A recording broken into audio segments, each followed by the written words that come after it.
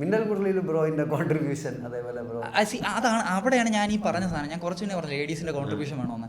നമ്മുടെ അടുത്തൊക്കെ മറ്റേ വേറെ സിനിമാക്കാരൊക്കെ പറയാം, ലേഡീസാണ് മറ്റേ ഡയറക്ടറിനോട് സംസാരിക്കരുത്. അപ്പോൾ നമ്മൾ ആ മൂഡാണ്. അപ്പോൾ പുള്ളി ഡിസ്കഷൻ വരുന്ന സമയത്ത് ഇങ്ങനെ ഇരുന്നിട്ട് നമ്മളൊക്കെ മിണ്ടായിരിക്കും. പുള്ളി എന്ന് പറയും, എടേ നിന്നെയൊക്കെ ഇവിടെ ഇങ്ങനെ അഭിപ്രായം പറയാണ്, നീക്ക് എന്തെങ്കിലും പറഞ്ഞു. ഈ മൂഡാണ് പുള്ളി സ്ക്രിപ്റ്റ് തന്നെ ഫ്ലിപ്പ് ചെയ്ത്.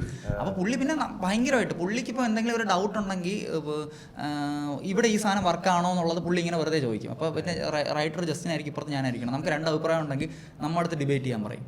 ഇതാണ് പുള്ളിയുടെ പ്രോസസ്സ്. പുള്ളി അങ്ങനെ ഒരുപാട് ഇപ്പം ആ സാധനം പുള്ളിക്ക് വേണമെന്നാണ് മനസ്സിലായി. അതായത് ഇവൻ കിട്ടിക്കഴിഞ്ഞാൽ ഇവൻ എന്നെക്കാളും മേലെ പോകുന്നുള്ളതല്ല. അവൻ്റെ ആ സാധനം കിട്ടിക്കഴിഞ്ഞാൽ ഈ പടത്തിനത് ഗുണം ചെയ്യും എന്നുള്ളതറിയാം. ആ കൾച്ചർ തന്നെയാണ് പുള്ളി വയ്ക്കുന്നത്. എല്ലാ ഐഡിയസിൻ്റെ എല്ലാ ഒപ്പീനിയനും പുള്ളി ചോദിക്കും. അതിന് വേണ്ടി തന്നെയാണ് അവരെ വച്ചിരിക്കുന്നത്. പിന്നെ ഇപ്പം മിന്നൽ മുരളിയുടെ കോൺട്രിബ്യൂഷൻ എന്ന് ചോദിച്ചാൽ എനിക്ക് തോന്നുന്നു ഞാനൊരു മെയ് 2019 ജോയിൻ ചെയ്യുന്നത്. അവിടെ തൊട്ട് 2022 സെപ്റ്റംബർ വരെ ഞാൻ മിന്നലിൻ്റെ പിറകെയായിരുന്നു.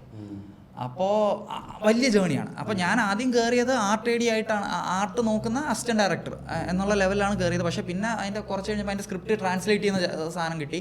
പിന്നെ ഡയറക്ടേഴ്സ് നോട്ടൊക്കെ ഉണ്ടാക്കാൻ പറ്റി. പിന്നെ അവിടെ നിന്ന് കഴിഞ്ഞ് പിന്നെ നമ്മുടെ പ്രീ വിഷ്വലൈസേഷൻ VFX കയറി കഴിഞ്ഞ് ലൈവ് എഫക്ട്സ് അങ്ങനെ പോയി കഴിഞ്ഞപ്പോൾ ഭയങ്കര എനിക്ക് തോന്നുന്നു അതിൽ കോസ്റ്റ്യൂം ഒഴികെ ബാക്കി എല്ലാ ഡിപ്പാർട്ട്മെൻറ്റിലും വർക്ക് ചെയ്തിട്ടുണ്ട്. അപ്പോൾ അതൊരു വലിയ ഫിലിം സ്കൂളായിരുന്നു. പിന്നെ അതിലൊക്കെ ഭയങ്കര രസമുള്ള കുറേ കാര്യങ്ങളെന്ന് പറഞ്ഞാൽ ഈ നമ്മൾ ഈ ടോവിനോ സ്പീഡിന് ഓടുന്ന സാധനമൊക്കെ ഉണ്ട്, സ്പീഡ് റണ്ണ്.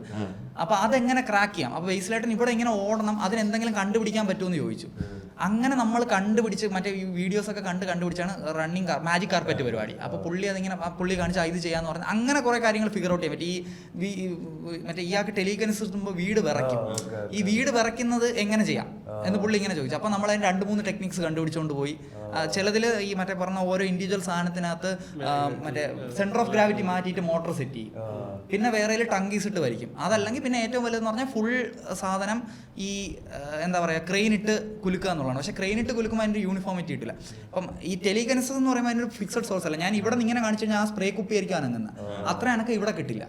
അപ്പം അങ്ങനെ ചെയ്യണമെങ്കിൽ ഇതിനെ മിക്സ് ആൻഡ് മാച്ച് ചെയ്യണം. അപ്പം ഇങ്ങനത്തെ ഒരു പ്രോസസ്സ് അതിലുണ്ടായിരുന്നു.